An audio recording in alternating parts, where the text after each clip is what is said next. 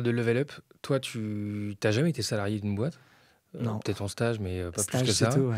Euh, Comment tu t'es transformé à titre perso pour suivre le rythme, pour level up à ton niveau? Ouais, bien Est-ce sûr. que tu as été coaché? Est-ce que tu as bouquiné? Comment tu fais pour avoir du feedback? Ouais. Après, tu es bien connecté, donc j'imagine que quand tu veux un conseil sales, un conseil marketing, une Yes, expérience, tu peux vite aller la chercher. c'est Mais vrai. qu'est-ce que tu as mis en œuvre, toi, pour te challenger, pour évoluer et pour te transformer? Ouais, c'est un bon point parce que je me l'applique à moi-même en permanence et encore aujourd'hui et j'espère toujours.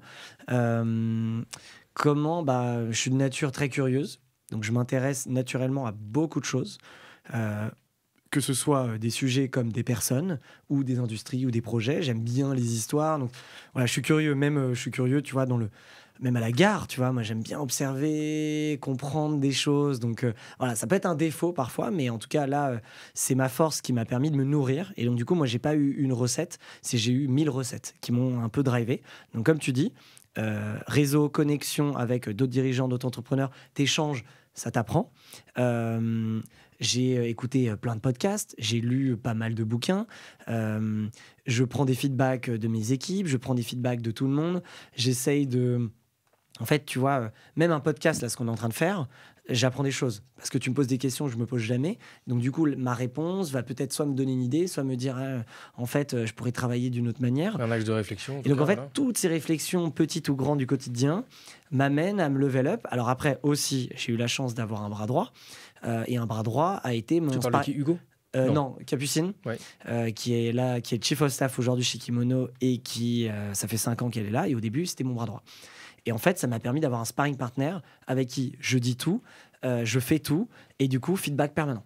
Et alors là, c'est un coach. Et là, tu as une voix off, quoi. Là, j'ai une voix off. Et donc, du coup, mais c'est génial. Donc, du coup, feedback, donc ça c'est un point important qui m'a aidé. Après, j'ai été un peu coaché par quelques personnes de manière anecdotique qui m'ont aidé, qui m'ont déclenché les choses.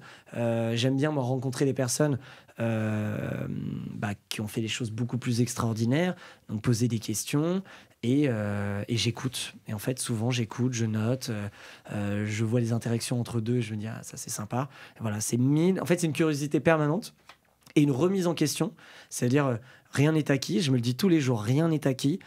Tout peut basculer, tout peut changer, tout peut modifier. Et moi, je peux transformer les choses aussi tous les jours. Toi-même, ta boîte, ton projet. Donc, en étant à l'aise avec le fait que tout peut s'arrêter ou j'aime bien, moi, fermer un projet, dire, OK, c'est fini. Et le lendemain, passer à autre chose. Mais sans... ça va pas j'aurais peut-être une nostalgie, mais ça va pas me pourrir, quoi. Et du coup, c'est cette capacité à changer de sujet et d'évoluer. Donc, du coup, tout ça me level up. Et je cherche d'autres... tu vois, là, je vais monter un board chez Kimono, qu'on n'a jamais eu, avec des personnes qui vont me challenger, qui sont des personnes que j'estime, moi, très importantes et qui peuvent m'apporter. Et donc, du coup, voilà, je vais me nourrir de ça aussi. Donc... j'essaye de trouver d'autres solutions tous les jours, quoi. T'es un faux calme. T'as l'air de, même quand les phases où tu racontais tout à l'heure, les phases un peu de stress où tu savais pas trop si tu allais payer les salaires quelques mois après, t'es hyper cool d'apparence et en intérieur, ou t'es cool uniquement à l'extérieur et à l'intérieur, parfois tu boues. Est-ce que je suis un faux calme? Franchement, je suis pas stressé comme on l'entend. C'est-à-dire, s'il y a un vrai problème, j'ai pu se voir le mal pour un bien. En fait, c'est simple, il y a un problème, je vais vite l'accepter. Pfiou, c'est bon. Comment on fait avec? Comment on fait avec? Donc, plan A, plan B, plan C, plan D, plan E. Et le plan E, est-ce que je suis OK avec le plan Z? Est-ce que le plan Z, si ça arrive, ça arrive. Fine, OK. Et du coup, je me détends sur tous les sujets. Donc, je suis pas angoissé, je suis pas stressé. Ouais, t'as une bonne confiance dans la life et dans J'ai une bonne toi confiance ouais. et en plus, comme j'ai toujours eu ça, et avec les événements qui sont passés et les galères qui sont passées, ça m'a encore plus nourri. Donc du coup, ça crée un cercle Tu vertueux commences à intéressant. avoir une belle expérience quand même. Ouais, Ouais. et du coup, en fait, franchement, non, pas stressé, je bouillonne pas, j'exprime beaucoup, c'est-à-dire, moi, je suis hyper transparent, j'ai jamais rien gardé un truc pour moi, je vais dire les choses et justement, peut-être le fait de le communiquer et d'en parler, c'est peut-être ma manière à moi de me calmer ou me déstresser, tu vois. Pendant le Covid, là, je peux raconter une mini anecdote. Donc, comme tout le monde, du jour au lendemain, tu fais plus de chiffre d'affaires. Et comme nous, on était en flux tendu d'un point de vue trésor et qu'on doit payer des fournisseurs, tout d'un coup, on a une dette qui s'augmente et on n'a plus d'entrée. Et du coup, moi, j'ai un call avec Hugo et mon DAF Pierre, mythique, puisque les deux sont en stress total, en mode c'est fini en fait, il faut déposer le bilan et tout. Et donc moi je leur dis en fait c'est même pas dans les plans, donc on va l'enlever et je vais vous expliquer les plans A, B, C, D, E. Et je leur explique et je leur dis en effet le plan E il est pas cool, mais le plan A c'est ça et pour l'instant on va tout faire sur le plan A et donc on ne regarde même pas le plan B. En fait, ton horizon, elle change. Tu vois, moi, je suis quelqu'un de très optimiste, très positif. Ça ne veut pas dire que je ne suis pas conscient des problèmes, du mal et autres. C'est juste que pourquoi t'infliger ça quand tu n'en as pas encore besoin. Donc, il y a une expression, j'ai plus en tête, que j'aime bien. Ah oui, c'est « la peur n'évite pas le danger ». Et donc, du coup, ça veut dire que admettons, tu vas chercher le plan A, autant être dans le mindset comme si tout allait bien pour le plan A. Et si le plan B arrive, de toute façon, tu le sais, et là, tu pourras avoir peur si tu as envie. Mais pourquoi avoir peur dès le début ? Je me disais souvent, à une époque, j'avais peur de l'avion, il y a très longtemps, et j'avais hyper peur. Et je me disais, de toute façon, c'est pas moi qui suis dépendant. Donc, fuck it. Cool, aujourd'hui, je meurs là. Très bien. Tu vois, j'étais prêt à cette époque, j'étais dans ce mindset. Mais tout ça pour dire que... Advienne que pourra. Voilà. Et sans être inconscient.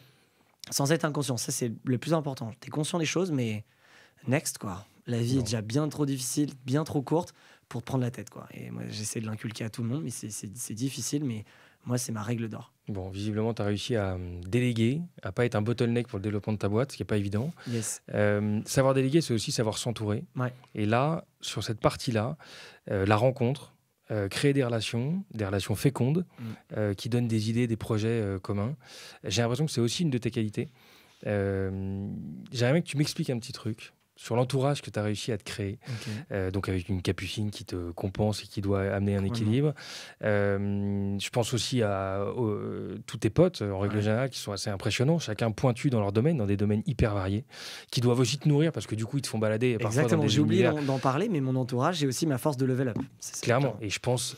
Harold, on en a parlé avec l'agence Com, qui est très créatif, qui amène un bon délire et qui est quand même un bon bro depuis pas mal d'années pour toi. Et en parlant de bro, il y a Pierre, qui lui, c'était pas du tout prévu. Mais voilà. Sur la partie design, un des artistes les plus influents en France, en tout cas, qui va être un des plus grands artistes français. Et qui travaille avec des noms assez géniaux. C'est incroyable. Et lui, j'imagine qu'il te nourrit aussi. Ouais. Et après, il y en a d'autres. Évidemment, Alice et Oussama de The Family, avec lesquels tu as noué des liens et qui sont hyper enrichissants, qui t'ont amené d'autres personnes créatives et délirantes, comme Sofiane Pamar aussi dans son univers, et des dizaines d'autres. Ton pote Christ, côté Custo, qui lui aussi est dans un monde créatif. Et ils sont tous différents, ils sont tous relativement réussis. Alors après, on les connaît pas tous, mais voilà. Et en tout cas, rien qu'à ce niveau-là, c'est impressionnant. Et c'est toi qui cherches dans les gens avec lesquels tu t'entoures cette fibre et ce potentiel et ce talent et ce délire, ou c'est le fait du hasard, mais le hasard a ses limites. Ouais, tout à fait. Il y a une secrète sauce, peut-être. C'est peut-être toi qui les transforme Comment tu l'expliques ça ? Écoute, je pense que c'est des personnalités qui se rencontrent et qui matchent. Tu as parlé de Pierre, Harold et Chris, qui sont mes meilleurs potes d'enfance, avec qui on a tout fait et qu'on n'avait rien fait à l'époque quand on était potes aussi. Mais l'histoire de notre groupe, tu vois, on a un nom, notre groupe de potes s'appelle la MAME. Et la MAME, qu'est-ce que ça veut dire ? M-A-M-E. Quand on était au lycée, on avait l'idée de créer un site internet un peu stylé qui parlait de mode, d'art, de musique et d'événementiel. Et on avait chacun une lettre. Et du coup, c'était un petit projet. Bon, ça n'a jamais eu lieu. Mais... indirectement, vous êtes pas tout... En fait, rapidement, je pense que mes potes ou mon entourage, j'aime les gens qui sont créatifs, qui ont des idées, qui sont ambitieux, qui ont envie de casser les codes, qui ont envie de réussir d'une certaine manière, qui sont sympas. Qui ont une vraie perso, un vrai univers. Ouais, qui ont un vrai univers, mais qui... Moi, à la base, je m'entoure de gens sympas, qui sont intéressants, avec qui je peux m'amuser, qui sont simples. Et s'ils sont en plus créatifs et on peut faire des choses ensemble, c'est génial, mais c'est arrivé après. Et après, donc il n'y a pas de secret sauce. Je pense que ma personnalité, je suis très social, je m'intéresse aux choses, donc forcément, et je pense que c'est le fait de faire qui amène aussi plein d'autres choses, plein d'autres gens, parce que quand tu fais, tu as envie de parler aux autres qui font, et bah, du coup, tu connectes, et il s'avère qu'en fait, souvent, c'est des gens comme toi, et donc du coup, tu matches. Donc en fait, la chance qu'on a eue avec Kimono, c'est que tous nos clients, au début, étaient des startups. Et donc, du coup, bah, moi, je connaissais tous les entrepreneurs de toutes les startups. Donc, il y en a plein qui sont devenus mes potes parce qu'on partageait une même passion et on parle même plus de business ensemble. Donc, honnêtement, c'est un état d'esprit que j'ai à la base de sortir de ma zone de confort. C'est-à-dire, j'ai pas mon groupe de... Enfin, comme certains pourraient se dire, et à juste titre, hein, j'ai mon groupe de potes. Moi, le reste, je vais pas chercher plus loin.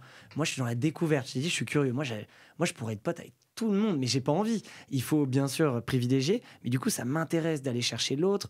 Toutes les histoires, les typologies de personnalités m'intéressent. Donc, du coup, là-dedans, ça te crée un réseau énorme. J'ai toujours voulu sortir de ma zone de confort, donc j'aime bien être soit tu vois, il y a que des mecs qui ont ultra réussi, toi t'es rien à côté, ou je sais pas, t'es qu'avec des artistes, toi t'es tout sauf un artiste, et donc du coup tu te pointes un peu dans un univers étrange. Moi j'adore, c'est-à-dire vraiment... Toi tu jongles en plus dans le côté je suis en haut de l'affiche et je me sens tout petit à côté d'un mec exactement. Et je fais les deux d'un univers, je fais les deux et j'adore d'une échelle à une autre en fait un peu. Exactement, change d'échelle, change d'industrie, de typologie, tu vois, le monde de l'art, le monde de la musique, et tout ça m'intéresse, et donc ça me cultive en fait d'un point de vue global, et ce qui fait que du coup si t'arrives à capitaliser là-dessus de manière bienveillante, parce que ça n'a jamais été, donc du coup pour répondre à la question, ça n'a jamais été une strate, je n'ai pas choisi, c'est naturellement, je pense que les bons esprits se rencontrent en fait, la créativité et le fait d'être sympa, hein. Moi tout mon entourage, c'est à la base, on sait bien faire la fête ensemble, et l'amitié commence comme ça, quoi. En tout cas, bon.